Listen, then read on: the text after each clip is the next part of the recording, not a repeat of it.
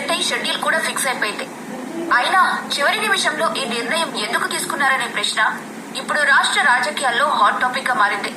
ఈ అనూహ్య నిర్ణయం వెనుకున్న అసలు కారణమేంటో ఇప్పుడు మనం తెలుసుకుందాం. లోకేష్ ఇప్పటికే అనేక కార్యక్రమాలకు హాజరయ్యేందుకు సిద్ధమయ్యారు. కానీ ఒక్కసారిగా ప్లాన్ మార్చేశారు.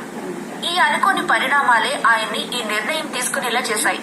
లోకేష్ షెడ్యూల్ రద్దు వార్త బయటకు వచ్చిన వెంటనే అనేక రకాల ఊహాగానాలు మొదలయ్యాయి. ఏదైనా రాజకీయ వ్యూహమా, లేకపోతే ఏదైనా పార్టీ లోపల కలహాలా, లేక మరేదైనా కారణమా అన్నట్టుగా ఎవరికి తోచింది వారు మాట్లాడుకోవటం మొదలుపెట్టారు. వాస్తవానికి ఉదయం 10 గంటల కల్లా లోకేష్ సచివాలయంలోని రియల్ టైం గవర్నెన్స్ సెంటర్ కి వెళ్లాల్సిందిగా అతి త్వరితంగా నిర్ణయం తీసుకున్నారు. అంతేకాకుండా అక్కడ ప్రత్యేక వార్ రూమ్ ఏర్పాటు చేయాలని ఆదేశించారు. సంబంధిత మంత్రులు, శాఖల అధికారులందరికీ అత్యవసర ఆదేశాలు జారీ చేశారు. ఎవరైనా లేట్ చేస్తే కఠిన చర్యలు తీసుకుంటామని కూడా స్పష్టంగా చెప్పారని సమాచారం.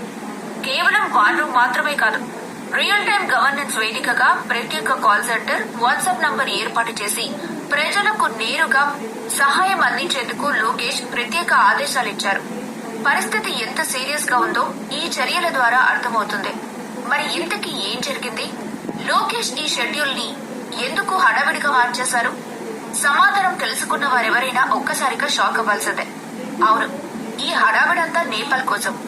అక్కడ అకస్మాత్తుగా ఏర్పడిన ప్రత్యేక పరిస్థితులు. ఆ దేశంలో చిక్కుకుపోయిన ఆంధ్రప్రదేశ్ ప్రజల భద్రత కోసమే లోకేష్ పర్యటన రద్దు చేశారు. వాళ్లను సురక్షితంగా రాష్ట్రానికి తీసుకురావడమే ఇప్పుడు లోకేష్ ప్రాధాన్యం.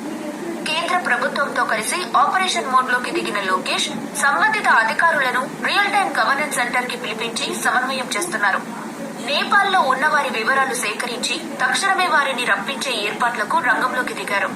అనంతపురం పర్యటన కంటే ప్రజల ప్రాణాలు ముఖ్యమన్నట్టుగా తన నిర్ణయంతో లోకేష్ మరొకసారి క్లియర్ మెసేజ్ ఇచ్చేశారు. ప్రజలు ఎక్కడ చిక్కుకున్నా, ఏ పరిస్థితుల్లోనైనా వారిని రక్షించేందుకు టీడీపీ సిద్ధంగా ఉందని, తానే ముందుండి దారి చూపుతానని ప్రకటించినట్టే. జనాలు కూడా కోరుకునేది ఇలాంటి మంత్రినే కదా.